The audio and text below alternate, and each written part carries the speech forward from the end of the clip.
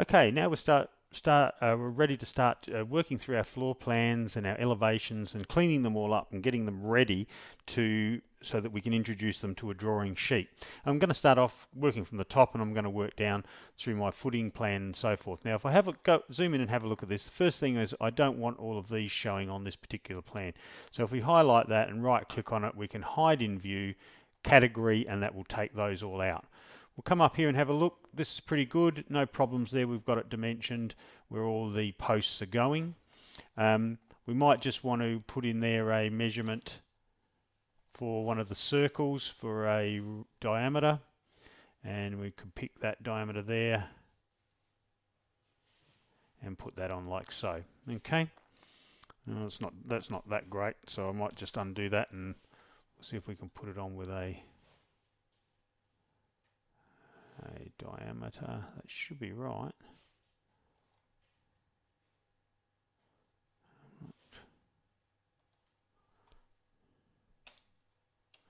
We just highlight that. We should be able to drag that away like so. Okay, so we can put in there how big they are, and we also need to dimension all the rest of this footing. So that's pretty straightforward. We just come in and I'm going to work through the middle here, just picking all these ones first, just showing where all the thickness are and the edge thickness. Put that in pretty tight, keep it in pretty tight because we haven't got a lot of room, and then I'm going to add a whole lot more. So I'm going to just pause for a minute and put those in, and then you can have a look at it either when I'm finished, or you can refer to your master PDF to have a look at the results there. Okay, and there we go. We've got all of those things on there, so no problems there. Okay, let's go on to our next. The other thing that we have to do with these is have a look at where our crop area is. So when we bring a model into the sheet, or a plan or a section into the sheet, then we can crop it. So if we come down here at the bottom, there's two buttons here that are to do with cropping. One is we want to crop it, and you can't see anything's happened there other than we perhaps lost something up there in that corner. But if we show crop region, you can see that we get a box around it, and we'll just get out of that dimensioning, and we can alter that box by dragging on these handles, and you bring that in as close as you can to what you actually want to be on your sheet. So not touching it, but everything that's inside that box will be reproduced. So you don't want it, you want to get it as close as you possibly can. The other thing is just check to make sure you're on 100, 1 to 100 there. So that one's ready to go onto a sheet. We can go onto our furniture plan now. This doesn't need any work at all. It's all as I want it to be. The only thing I might take out is this here. We don't need to show this on that drawing, so I can highlight one of these, right click on it, hide in view, category, and it should take both of those out, and it has. So we've cleaned up. If you've got anything else on there other than what I'm showing there, clean it up by hiding it, and either using your visibility and graphics or right clicking on it and hiding it in the view. Crop the view, and let's have a look at the crop. Yeah, we're a little bit out of line here, so we can bring that in as tight, again, as I said, as tight as we possibly can without actually touching. This one at the top's actually got to go up a bit because it's cutting off the patio and the stairs. So let's have a look at that, and I'll just drag that down. That one's good. We're going to the ground floor. Everything in there is good. We want to keep everything that's in that. So really all we're doing here is just checking on our crop. And I've actually done this one before, so it's cropped nice and tight to all the dimensions. We may even have to come back in and change some of the spacing of dimensions if it's not going to fit on the page properly. But at this stage, hopefully we've got it right. Then we get into the site layout. We've got to do a little bit of work on this one. We've got those grid patterns in there that I want to get rid of. We all know how to get rid of those. Seem to be getting rid of those everywhere. And okay, those. I've got these I want to get rid of. They don't need to be on this view. So again, hide category, and they're all gone. So we're left with basically the roof line of the house. And we're going to put in around this a boundary for the property. And we do that in massing and site. If you come across, there's a button called property line. and you can create it by sketching or by entering actual distances and bearings. If you knew where the block was, if it was a real block of land, you could use this.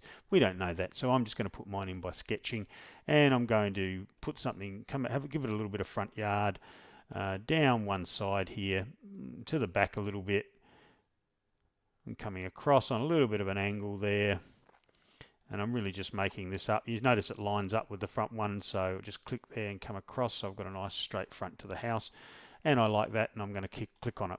And we get this dashed line. Now that's indicating where the fence line will be on the house, okay? And we need to dimension that. So if we come into annotating and into tag by category, hover over that line. Now you can put it in like that, or if you click on leader, come back and do the same thing, tag by category and hover, it will give a little line there. So up to you which way you like it. I think I prefer to not have the leader, but if you want to, you can have that. So I'm going to turn that leader off, and I'm just putting mine, depending on the inside there, that looks good. And this one here, good. Keeping it fairly central, and getting that one across as well. Now this next little part is a little bit tricky. Make sure you select tag by category, hover over one of the sides, don't press your button, and hit the tab key on your keyboard. Now you will see just by the rafters, don't touch anything anymore, you will see by the rafters there that a measurement has come up. Just hit enter on your keyboard. Sorry, that didn't work. I'll just do that one once more. Come back into annotate. It is a little bit tricky this. Hover over, hit tab, and click on your mouse once, and you get this measurement here. So drag that measurement off away from the house, because it's just ended up in the center there somewhere. And what this actually is the square meterage of the property.